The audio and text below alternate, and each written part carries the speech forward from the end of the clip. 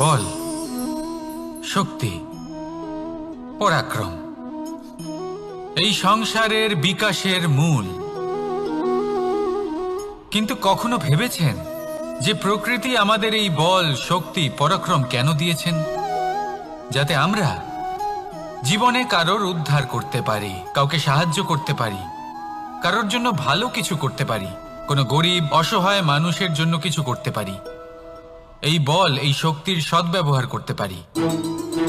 কখনো দেখেছেন এমন মানুষ যার কাছে অসীম শক্তি আছে কিন্তু তার সাথেই অসম্ভব অহংকারও রয়েছে, যিনি নিজেকে সর্বশ্রেষ্ঠ বলে মনে করেন, খারাপ কাজও করেন। আপনি দেখবেন প্রকৃতি এবং মানুষ তাকে ভাঙতে সর্বদা চেষ্টা করেন। মনে রাখবেন, যতই সুবিশাল পর্বত হোক না কেন, তা যদি পথে পড়ে তাকে ভেঙে পথ প্রশস্ত করা হয়। যদি আপনার কাছে বল থাকে, শক্তি থাকে, পরাক্রম থাকে, তাহলে তার সদ্ব্যবহার করুন, কাউকে সাহায্য করুন, কাউকে রক্ষা করুন। যদি আপনি আপনার শক্তির দুর্ব্যবহার করেন, তাহলে মনে রাখবেন আপনি নিজের বিনাশ নিজেই আমন্ত্রণ করছেন। এবার বল অর্জন করার পরে, শক্তি অর্জন করার পরে আপনি নিজেকে বিনাশ করতে চান নাকি এই সংসারের উদ্ধার করতে চান? সিদ্ধান্ত আপনার। রাধা রাধা। মানুষ আর ধন, এই দুইয়ের মধ্যে সম্পর্ক খুব ঘনিষ্ঠ। ধন হলো সেই শক্তি যার ব্যবহার মানুষ করে থাকে সাংসারিক বস্তু ক্রয় করার জন্য, নিজের জীবন যাপন করার জন্য। আর মানুষ হলো সেই শক্তি যারা ধনকে গুরুত্বপূর্ণ করে তোলেন। এবার একটা কথা বলি, ব্যবহার করা উচিত ধনকে আর ভালোবাসা উচিত মানুষকে। এটা বেশিরভাগ মানুষই বোঝেন না। মানুষ এখানেই সব থেকে বড় ভুল করে বসেন। তারা ভালোবাসেন ধনকে আর ব্যবহার করেন মানুষকে। এ হলো অনুচিত। দেখুন, আপনি একটা সূচের দ্বারা যুদ্ধ করতে পারবেন না, আর কোনো তলোয়ার দ্বারা বস্ত্র সেলাই করতে পারবেন না, তাই না? কোনটা কিসের জন্য হয় সেটা বোঝা অত্যন্ত জরুরি। আপনিও সঠিক দিকে অগ্রসর হন। মানুষকে ভালোবাসুন আর ধনকে ব্যবহার করুন। যদি আপনি মানুষকে ব্যবহার করেন, তাহলে আপনি ভালোবেসে ফেলবেন ধনকে। আর এই ভালোবাসা ধীরে ধীরে পরিণত হবে লোভে, আর ধীরে ধীরে এটা আপনাকে বিনাশ করে দেবে। তাহলে সমস্ত মানুষকে ভালোবাসুন আর এইভাবে ভালোবেসে বলুন, রাধা রাধা। সাফল্য কে না চান? সাফল্য লাভ করার, শিখরে পৌঁছানোর আলাদাই একটা আনন্দ রয়েছে। আর আপনজনদেরও কে না চান? প্রত্যেক মানুষ চান যেন জীবনে তার কোনো আপনজন থাকে, যারা সবসময় তাদের সাথে থাকবে। কারণ আপনজনের সাথেই তো সাফল্যের আনন্দ সব থেকে বেশি পাওয়া যায়।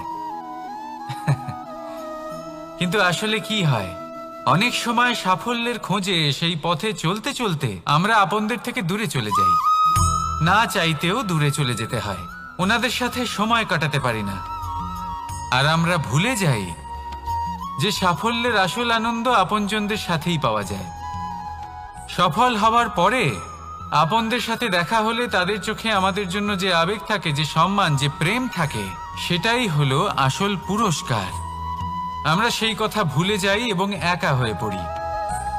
বেশিরভাগ সময় এটাই হয়। বেশিরভাগ সময় সফল মানুষগুলি একা হয়ে যান। এবার আপনি কি চান? আপনি অসফল হয়ে দিনগুলি একাকিত্বে কাটাতে চান, নাকি সফল হয়ে আপনজনদের সাথে আনন্দে থাকতে চান? সেই সিদ্ধান্ত আপনার। সাফল্যের পেছনে ছুটুন, নিজেকে উজাড় করে দিন, কিন্তু আপনজনদের সঙ্গ ত্যাগ করবেন না। সেই আপনজন যারা আপনার সাফল্যের জন্য দায়ী, সেই আপনজন যিনি আপনার সাফল্যে আনন্দ পান, সুখ লাভ করেন, তাদের কখনো ত্যাগ করবেন না। আসুন আমার সাথে ভালোবেসে বলুন, রাধা রাধা। ভগবান আর ভক্ত যখন একাকার হয়ে যায়, যখন ভক্ত তার ভগবানের প্রতি এবং নিজের জীবনের উদ্দেশ্যের প্রতি সম্পূর্ণরূপে সমর্পিত হয়, তখন জন্ম নেয় ভক্তি। এই সংসারের সমস্ত আশা হয়তো আপনার সঙ্গ ত্যাগ করে দিতে পারে, তখনও ভক্তি সাথে থাকবে। ভক্ত আর ভগবান যখন একাকার হয়ে যায়, তাদের মধ্যে কোনো পার্থক্য থাকে না। তারা এক হয়ে যায়, এক ব্যক্তিত্ব, এক অস্তিত্ব। সেই জন্য কখনো জীবনে যে কোনো রূপেই, যে কোনো প্রকারেই, যে কোনো ঈশ্বরকে মান্য করুন। মনের মধ্যে শ্রদ্ধা ভাব জাগ্রত করুন, মনে ভক্তি ভাব জাগ্রত করুন। এই সমগ্র সংসারে সব কিছু আপনাকে ছেড়ে চলে গেলেও তখনও এই ভক্তি শুধুমাত্র আপনার উত্থান ঘটাবে। তাই মনে ভক্তি জাগ্রত করুন আর আমার সাথে ভালোবেসে বলুন, রাধা রাধা। শব্দই হলো শূন্য, শব্দই হলো আরম্ভ, শব্দই হলো অন্ত, শব্দই হলো অমর, শব্দই হলো ব্রহ্ম। এই শব্দ হলো অত্যন্ত বিশেষ। কেউ কাঁদলে তাকে হাসিয়ে তোলে, কেউ হাসলে তাকে কাঁদিয়ে দেয়। কারোর মনে উদ্দীপনা জাগিয়ে তুলতে পারে, আবার কারোর মনে কাঁটা হয়ে বিঁধে থাকতে পারে। একটা অত্যন্ত গুরুত্বপূর্ণ কথা যা বোঝা অত্যন্ত আবশ্যক। আপনার মন, আপনার হৃদয়ে যতই শুদ্ধ হোক না কেন, যতই পবিত্র হোক না কেন, আপনার দৃষ্টিভঙ্গি যতই স্পষ্ট হোক না কেন, যদি আপনার কথা পবিত্র না হয়, যদি আপনার শব্দ শুদ্ধ না হয়, তাহলে তা আপনাকে আপনার কর্মফল ভোগ করতে বাধ্য করবেই।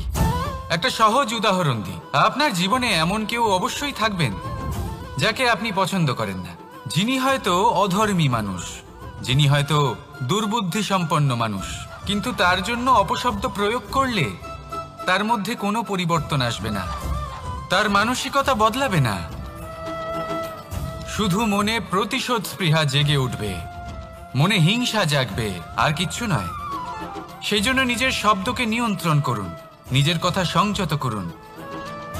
শ্রেষ্ঠ থেকে শ্রেষ্ঠতর মানুষকেও সাবধানী হতে হয়, কারণ যদি এই শব্দের প্রয়োগ সঠিক না হয়, তাহলে আজীবন মানুষকে নির্বাক হয়ে থাকতে হতে পারে। তাহলে নিজের শব্দ নিয়ন্ত্রিত রাখুন, নিজের কথাকে শুভ করুন, এতে প্রেমবোধ জাগিয়ে তুলুন, আর সেই প্রেমবোধ নিয়েই বলুন, রাধা রাধা। বরদান এবং অভিশাপ, এই দুই হলো একই মুদ্রার দুটি পিঠ। এই বরদান আমরা অনেক কারণে পেতে পারি, কখনো নিজের পরিশ্রমের কারণে, কখনো নিজের তপস্যার কারণে, কখনো আমাদের পূর্বপুরুষদের কর্ম ও তপস্যার কারণে। কিন্তু এই বরদান কতক্ষণ বরদান থাকবে তা আমরা নিশ্চিত করতে পারি না, তা সুনিশ্চিত করে শুধুমাত্র আমাদের কর্ম।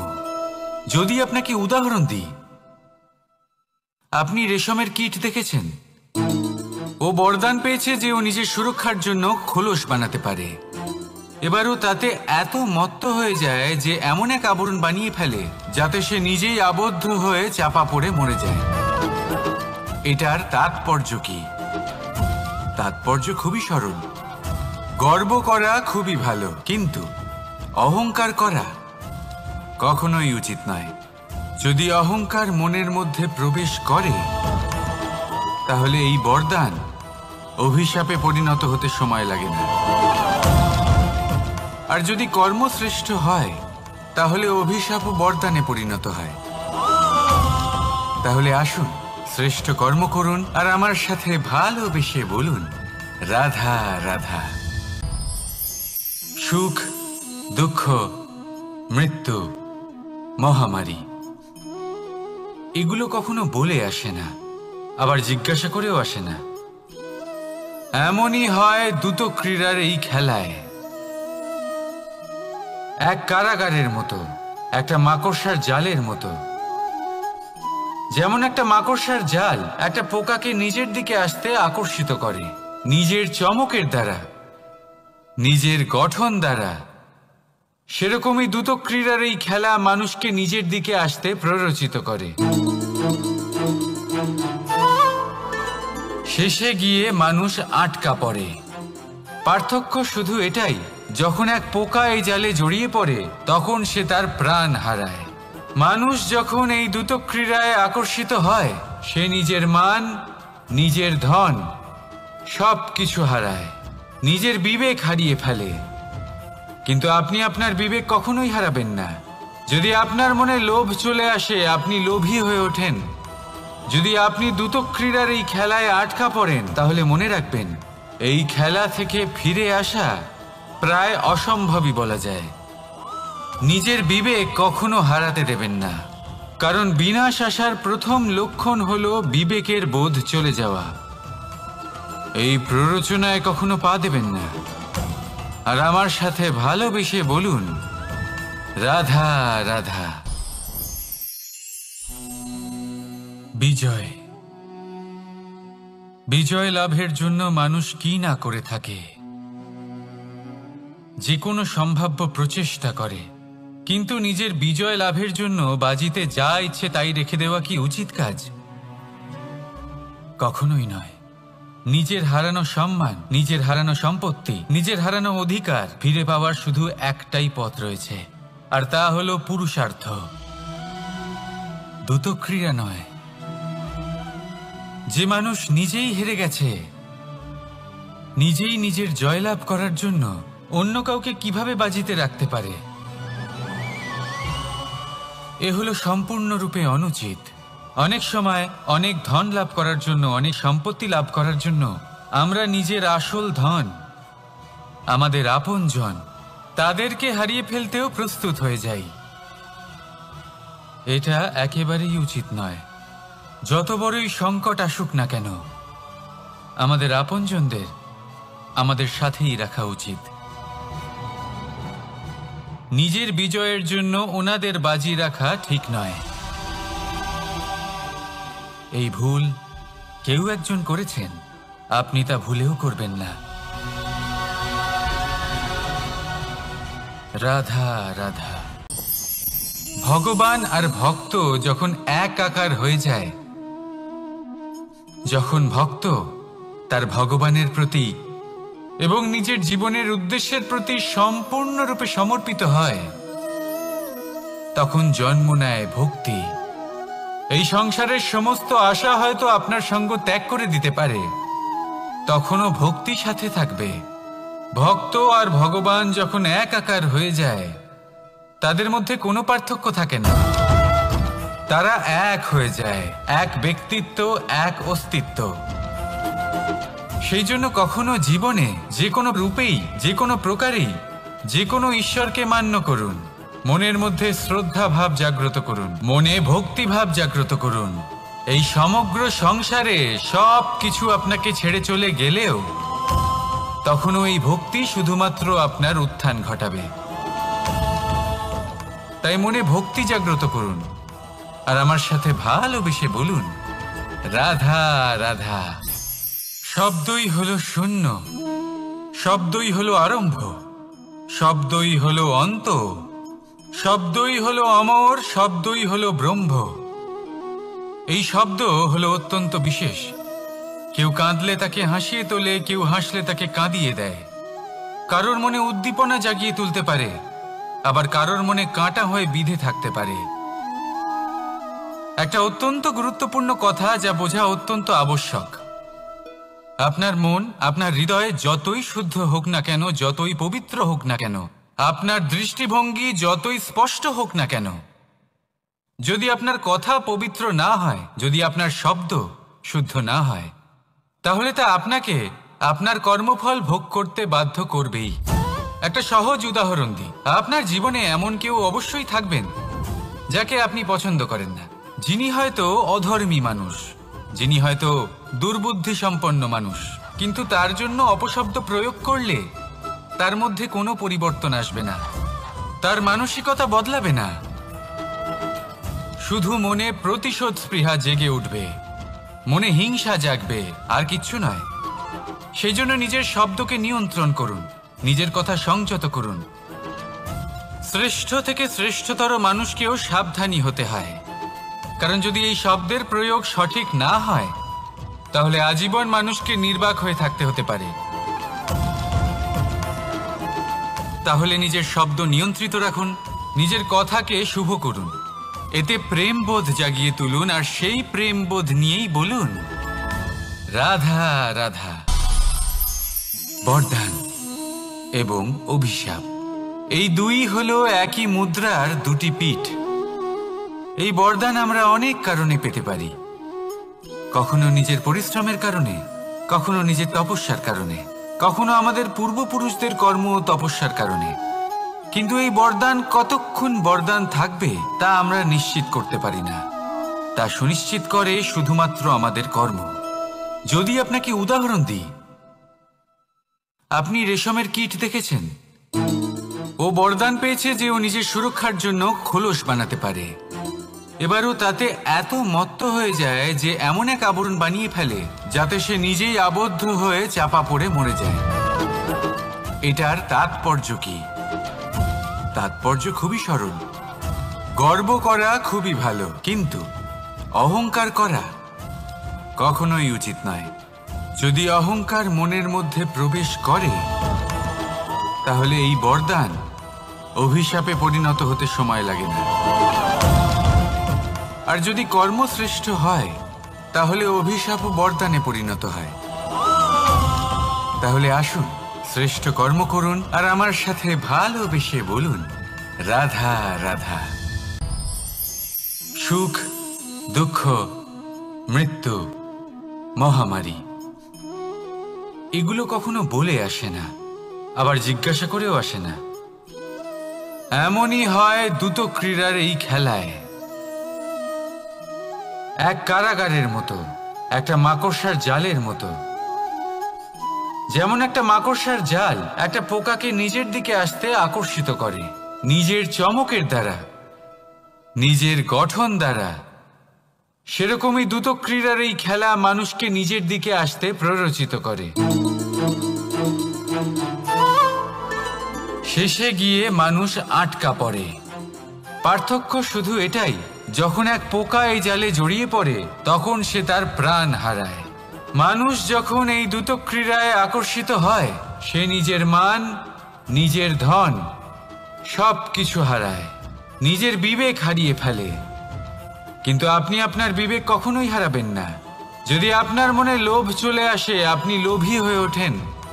যদি আপনি দ্রুত ক্রীড়ার এই খেলায় আটকা পড়েন তাহলে মনে রাখবেন এই খেলা থেকে ফিরে আসা প্রায় অসম্ভবই বলা যায়।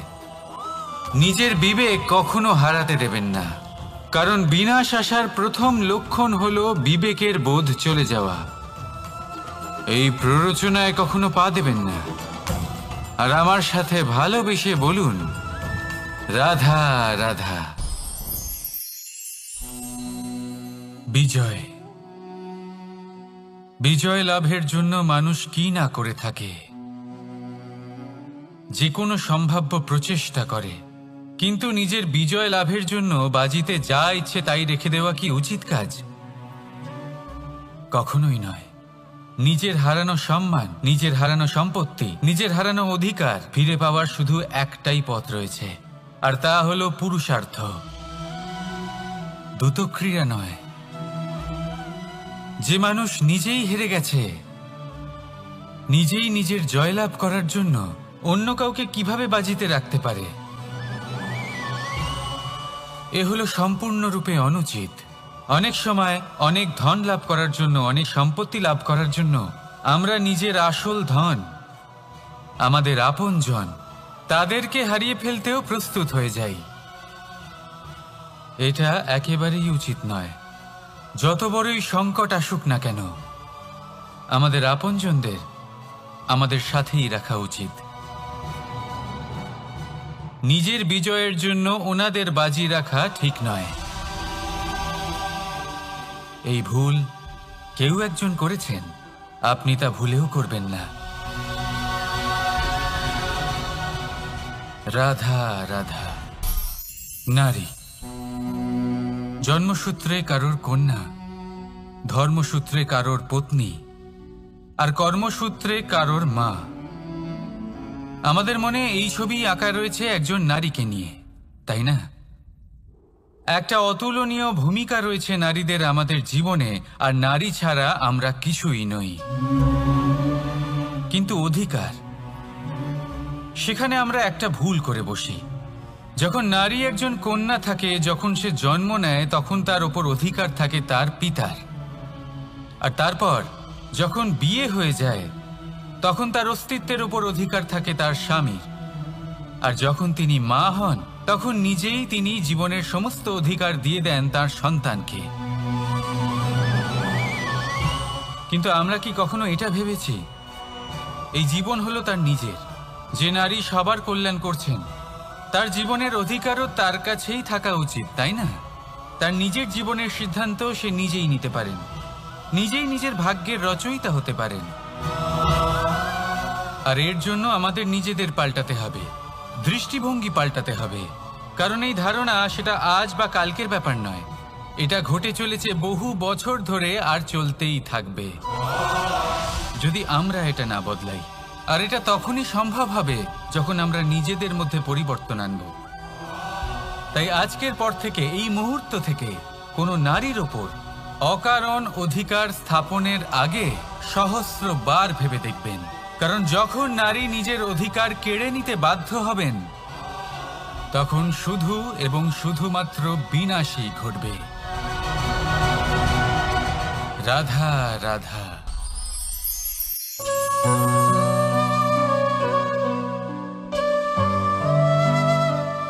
নারী, পুরুষরা যাকে নাম দিয়েছেন ত্রিয়া, কেন দিয়েছেন, কে দিয়েছেন, কেউ তা জানে না। কথায় আছে পুরুষরা ভাবেন যে ত্রিয়া, ভাবেন একরকম, বলেন অন্য কিছু, আর করেন অন্য কিছুই। কিন্তু সত্যিটা কি এটাই? আসল সত্যি হলো এটাই যে ত্রিয়া হলো সেই চরিত্রহীন পুরুষ আর কেউ নয়। সেই পুরুষ যারা নারীকে বলেন যে আপনি হলেন মা, আপনি হলেন দেবী, আপনি হলেন বোন। আর ভাবেন কি? ভাবেন যে এই নারী হলো আমাদের পায়ের ধুলো আর কিচ্ছু নয়। আর কি করেন?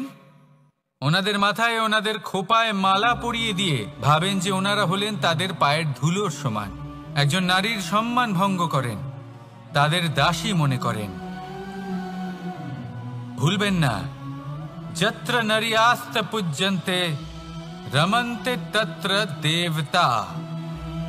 অর্থাৎ যেখানে নারীকে পুজো করা হয় সেখানে ঈশ্বর বাস করেন, আর যেখানে নারীকে অপমান করা হয় সেখানে ঈশ্বর এবং ভাগ্য এই দুই রুষ্ট হয়। মনে রাখবেন, যদি নারী কল্যাণকারী হতে পারেন তাহলে নারী মহাচণ্ডী রূপও ধারণ করতে পারেন। যদি একজন নারী মাতা হয়ে জন্মদান করতে পারেন তাহলে নারী মৃত্যু হয়ে বিনাশও করতে পারেন। যেখানে নারী অপমানিত হবেন সেখানে মহান ভারতও মহাভারতের পথে অগ্রসর হতে পারে। তাই মনে রাখবেন, নারীর অপমান যেন কখনোই না ঘটে। আর যদি কোথাও নারীর অপমান হয় তার অর্থ হলো আপনার বিনাশ আপনার দিকেই আসছে। আর এটা হলো তার প্রথম পদক্ষেপের প্রথম পদধ্বনি। রাধা রাধা।